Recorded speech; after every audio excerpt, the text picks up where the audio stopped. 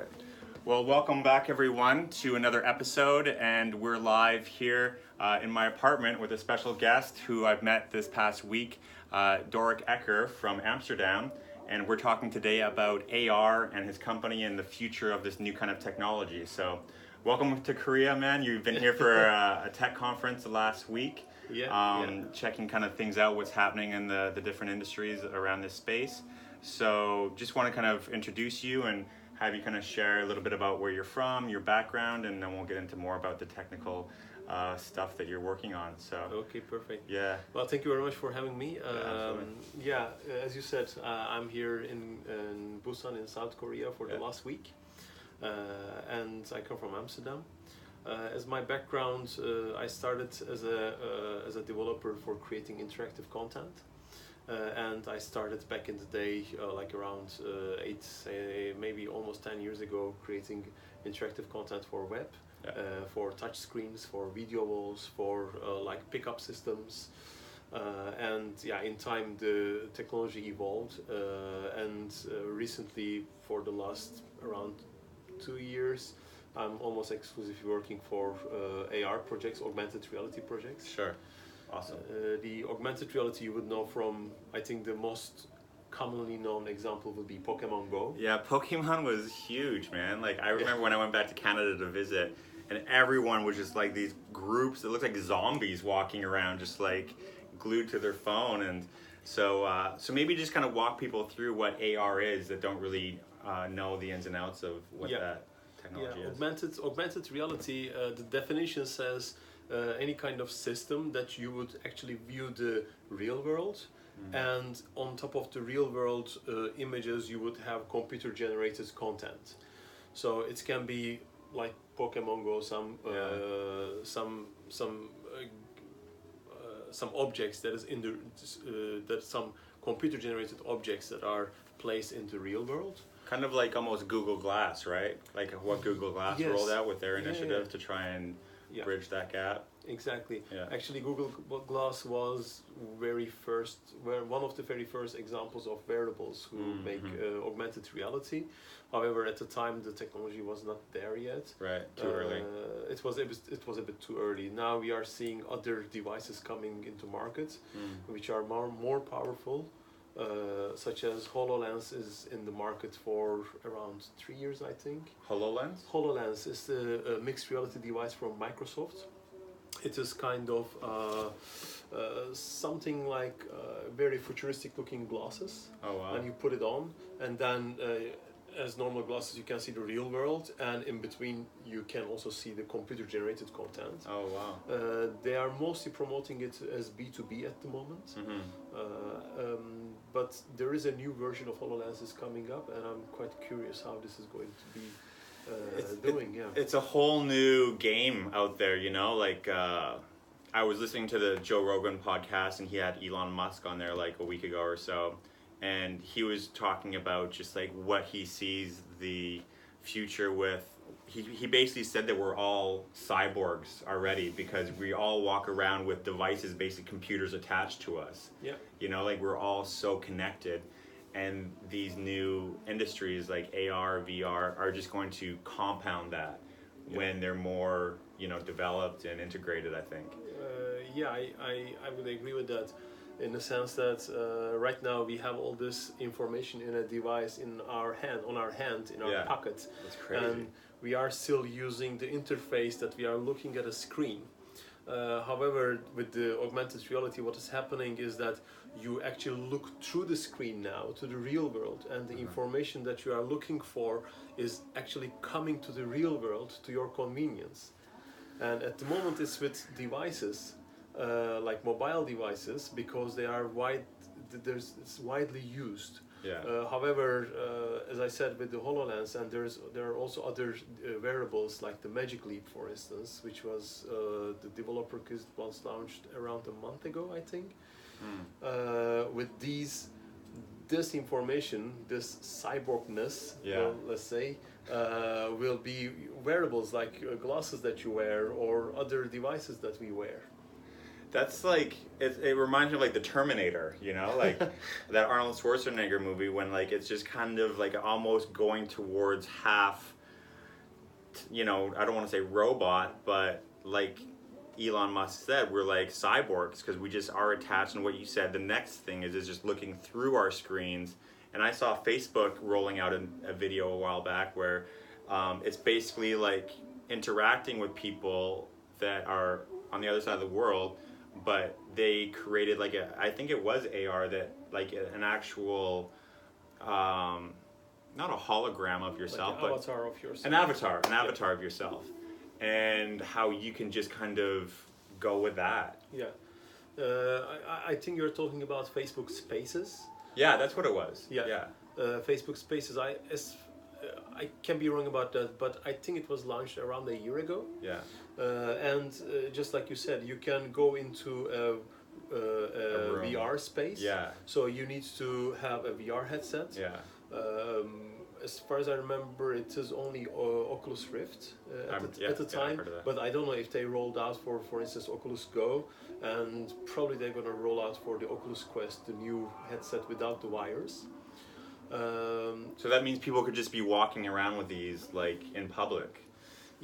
Well, like the VR headsets, the downside of VR headsets, they basically cut your communication with. So you can't see with the world. So you have to be sitting and stable somewhere. Yes, for the VR experience, at least currently it is the case. Mm-hmm. The difference in between the virtual reality and augmented reality, with the virtual reality, you are inside the computer-generated world, everything around you.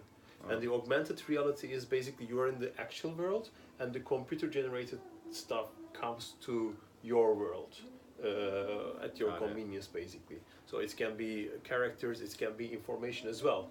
For instance, you can, one project that we recently made for a local government in the north of Netherlands, is that they have some walking routes.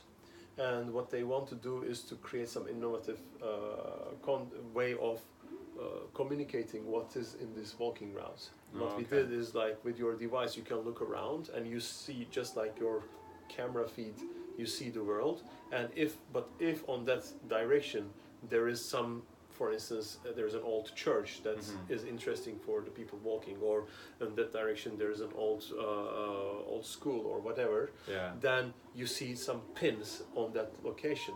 So you look there, you see the pin, okay, I want to go there, and you go in that direction. And will that pop up like information about that church, or like, and then you can read about the history or what that is, kind of like, is that kind of one of the features that is built in, or? Yes, so if you look at the pin, you can tap on the pin, and then it will give you a couple of options. It can give you some information, some audio, some video. Even actually, in one case, one of the buildings, an old church, is demolished. It doesn't exist anymore. But with AR, we can make it look as if it is still there. Wow. So you can look through your phone, and then you see the church there, which is demolished, I don't know, quite so that's long almost ago. like bridging the gap between reality and, you know, like, if, like, the first thing that came to my mind is, like, you could go to New York and you could see the Twin Towers, you know, like, before they were destroyed, like, stuff like that. That's crazy.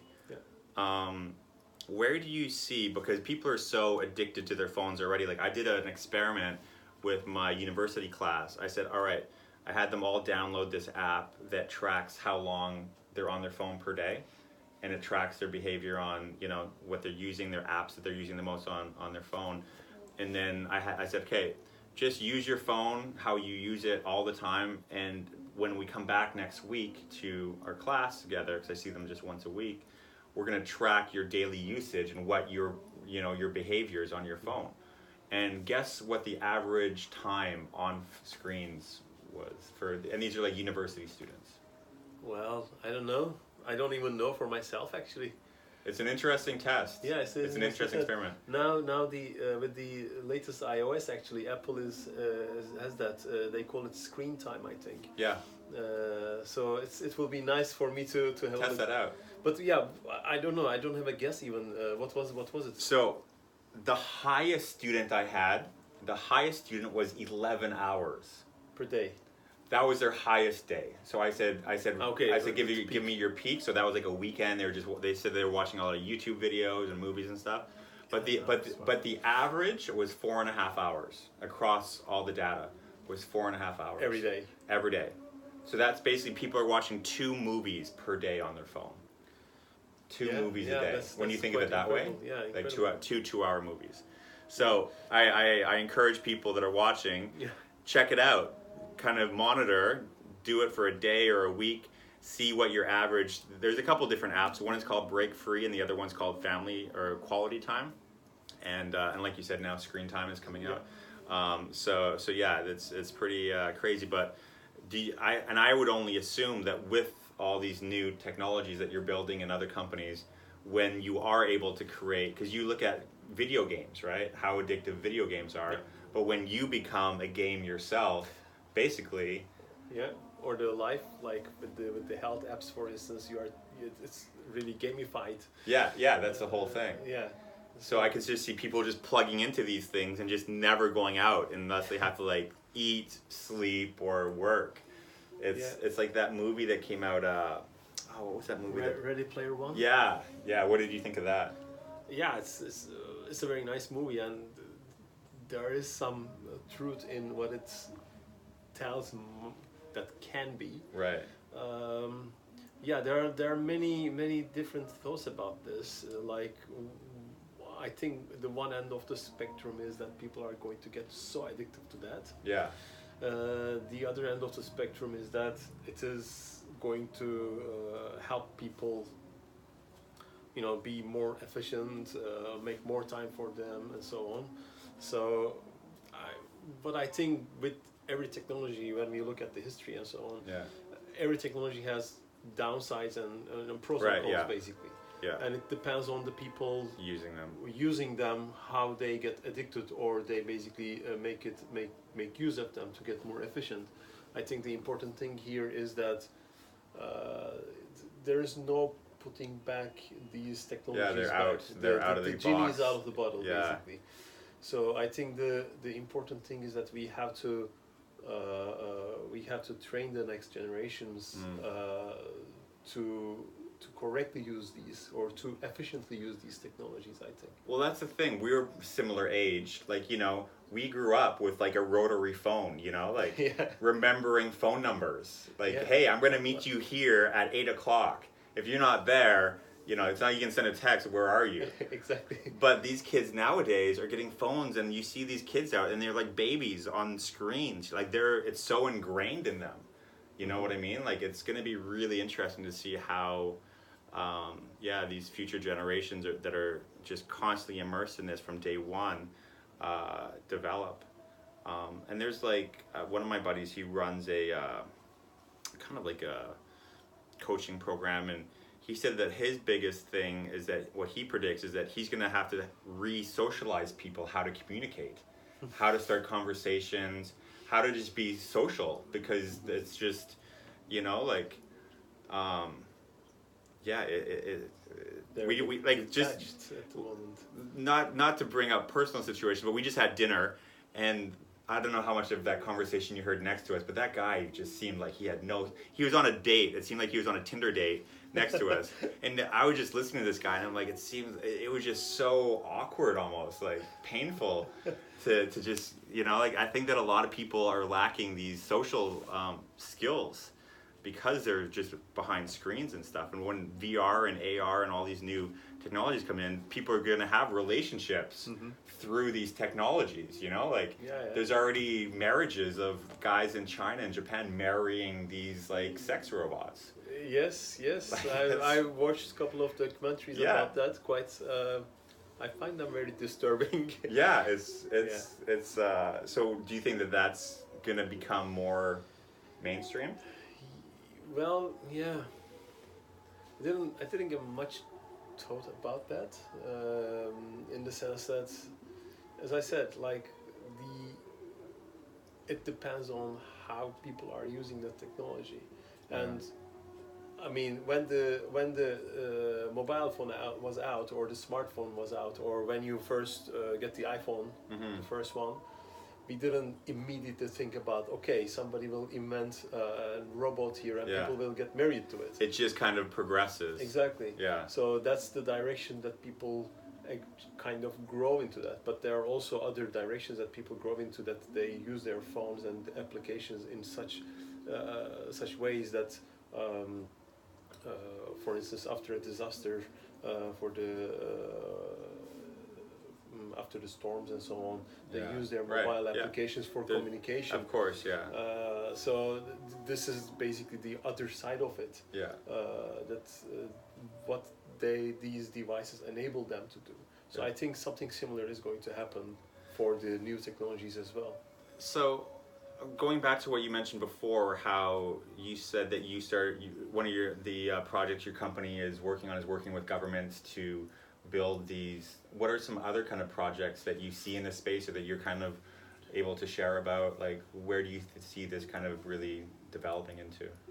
Yeah, I think in every industry, it's going to develop in every industry. Yeah. It's just like the mobile phone applications. It started with some niche industries, but now I think every company has at least one mobile app for some purpose. Yeah. And right now we see a lot in the retail. No, not a lot. Sorry, we see a start in the retail. Let's say. Yeah. For instance, one of the projects that we built for a wine company called the Sock Jumper, and they have wines that are bottled in different parts of the world.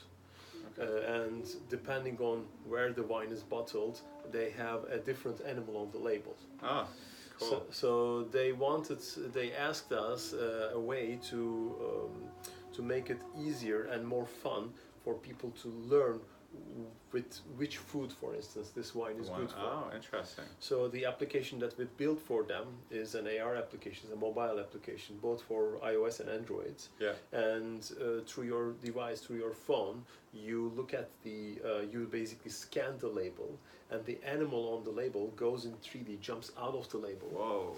And then it starts talking to you, first gives a brief information about the wine region, and then depending on the wine selection you make, that tells you with which food it is good.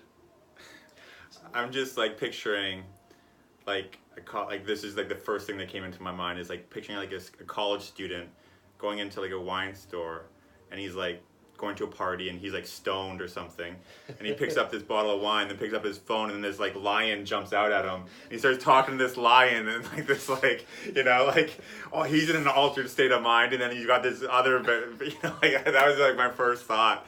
That's just like hilarious. Yeah, that would be. But yeah. At least he can make his other friends believe that the lion was talking. Yeah. That's so funny, man. Well, it'll definitely make life and more entertaining than it already is. And I think with learning, it'll make it a lot more interactive, like with school and history and stuff like that. Like imagine the kids putting on their VR and learning about, like, you know, the Vietnam War or something, and having clips running through that. Like that's like a whole immersive experience. One thing, for instance, something similar to that is there is also use in the exhibition area in musea. For instance, in the beginning of December, there's an exhibition in the City Archives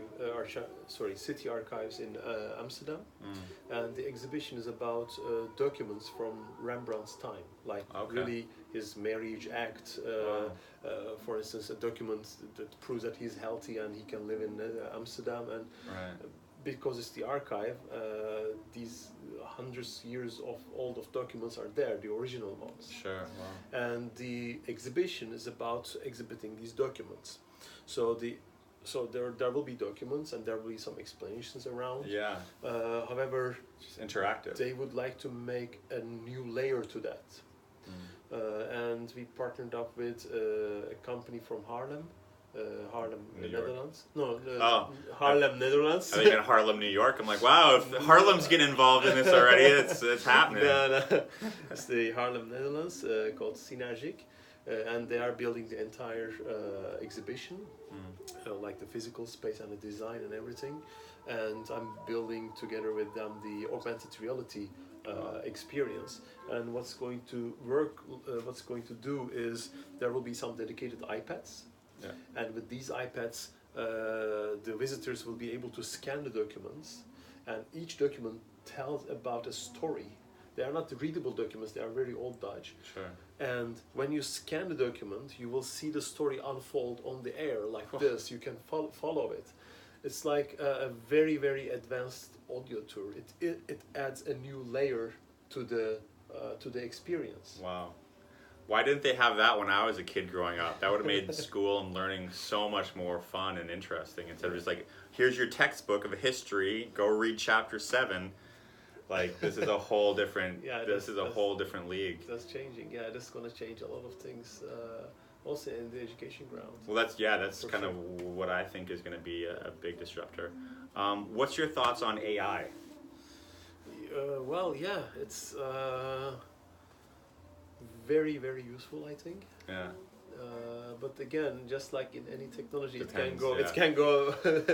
It's like the double-edged sword. Yeah. It can go both directions. My interest in AI is basically I'm following it. I'm not working on that field. Right. But I'm trying to make sense of the current level of industry. Is different technologies are popping up. And what I see is like all the, for instance, AI, blockchain, machine learning, which is kind of with the AI as well. They form the new backend of the new information flow, let's say. And there needs to be a front end. People need to interact with that. Right. And that front end is kind of becoming the AR and a bit VR. So I see that. I think it's going to evolve to that direction. Yeah, I mean, like, there's got to be some kind of progression, I would say, and in some way, I think a lot of people think that they're all just this one bag of, similarities, which they might be in, with different aspects of variance. But yeah, like, I'm just really. Have you watched that movie Ex Machina? Yes. It's crazy, hey? Yeah. That's a crazy movie. It is. I was watching that, I was just like, whoa, like, that's. I'm not. One of my really best friends kind of reminds me of the creator guy, like the genius guy. Okay. Looks like this guy's really deep into AI. Like, I think he might have been one of the guys. Well, I know he's one of the guys that was one of the first guys into Bitcoin, and this guy's just on a whole nother level. When I was watching that, I was just like, this is real. Like, there's stuff out there like this, and it's pretty intense. I'm reading a book at the moment, 21 lessons for 21st century. It's from an Israeli historian, Yuval Noah Hariri, and this is his third book after Sapiens and Homo Deus. And in all these, actually the last two books, Homo Deus and this, the 21 lessons for 21st century, what he's arguing is we think about the AI or the robots or machine learning is like robots conquering the world. Yeah. And that's what he says. Well, this is not exactly true. What is going on is AI is going to basically be the biggest helper of an elite humans to actually rule the rest. Right. Wow. So he has really, really interesting arguments there. So I definitely, if you are interested in the progress of technology and what it is doing to our society and world, these are very, very good reads. Definitely, both three of them. Have you heard of AI decentralized? No. No.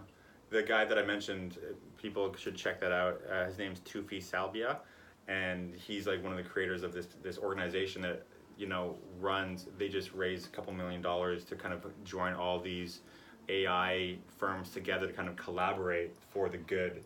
AI decentralized. They just did an event. Like, they have these conferences all around. That's a positive step. I think. The guy from what's that thing called? I can't remember the name of it right now. But yeah, there's all these people that are really making some big moves in these spaces and trying to do it for the better of humanity, you know, like I think that's a very positive thing to do. Yeah. Because otherwise we are on the other edge of the sword. Yeah, you don't want to be working for a robot, you know, like it's trying to keep it the other way around. For people that want to get into this space, like they see this as the future, like how did you get involved in your progression? Because I know that you said that at dinner you worked for a company and now you're running your own business. So like what was kind of the progression if someone's interested in kind of getting involved in? Well, I mean, I get into this from a developer point of view. So what did you study at university? Well, not exactly related. I studied industrial engineering and had the master's in the information systems. But I've been doing, at the time, websites and web-related content as a side job. Sure, yeah. And after my studies finished, that job became my actual job, actually. Yeah, cool. So that was my background, and I always wanted to work with and develop with new technologies. Yeah. So this is how it evolved into interactive systems, interactive displays, pickup displays. And finally, at the moment, augmented reality. Yeah. I don't know what's going to be the next step. Yeah, nobody does. That's kind of the thing that keeps it surprising. That's going to be interesting. But for those who want to enter from a developer point of view, I would say the development tools, the basic development tools, are all free. Oh, really? And basically, with a decent Mac or PC, you can download it and start learning it. And the learning curve is not very steep. Would that be period or someone with your background in web development? Like if someone that's not really tech savvy, could they just come in and teach themselves, or is there like... Being tech savvy will help. Yeah. Being tech savvy and will help. tech savvy meaning like they should know programming or HTML, stuff like that?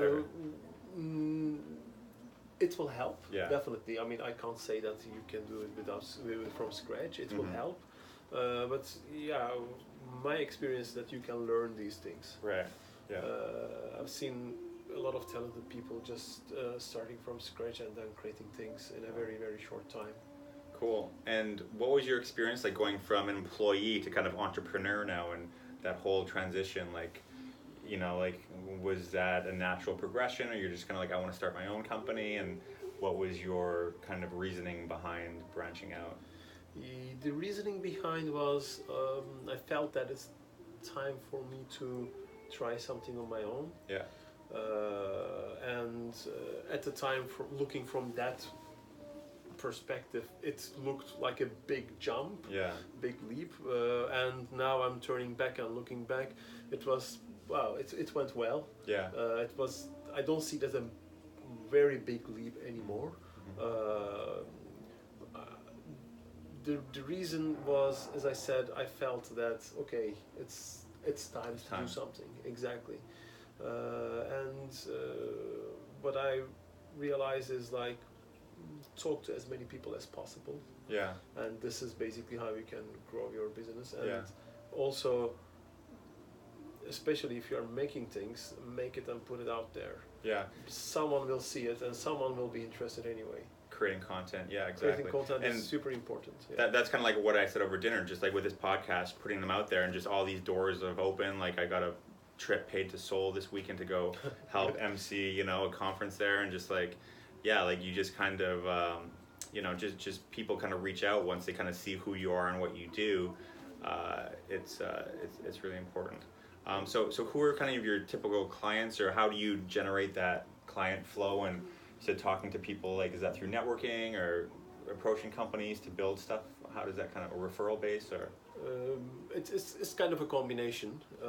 In the first, there was a lot of networking involved, and then after picking up some starting clients, then it became a bit word of mouth. Yeah. But right now,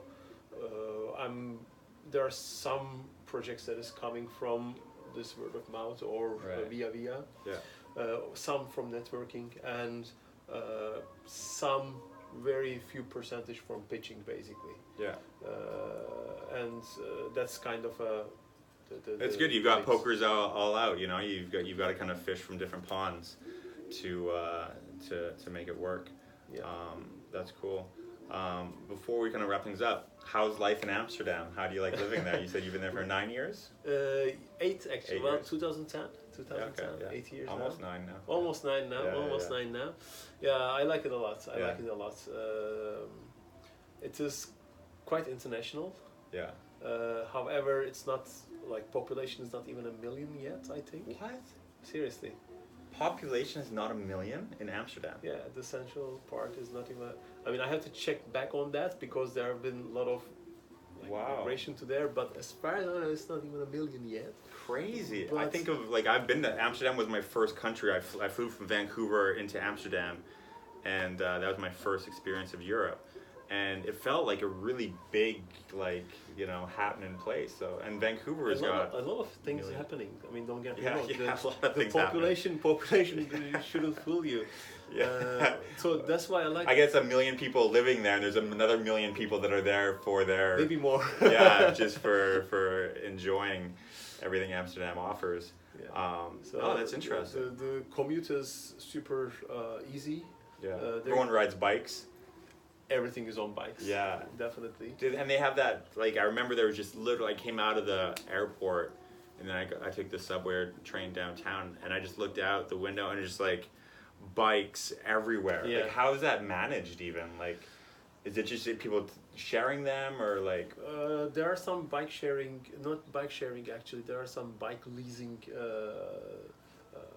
setups at the moment, Yeah. but they are quite new actually. They are maybe a year, maybe a bit more, and Just mostly people's bikes. yeah, mostly people own their bikes. There are also now ride sharing, like car sharing, or services like Car2Go that there Oh, are yeah. cars around and you can actually go and Pick and drop pick off. and drop off. Yeah. Exactly. But mostly it is like personally owned bikes, Yeah. and sometimes people own multiple bikes in different cities as well. If they are working some place and living in the other, Right. they take the train in between. Huh. Yeah, no, it was a very very different kind of city. Kind of reminded me of, like, Venice was amazing. Like, I've never seen a city like Venice where it's just all canals and people boating everywhere.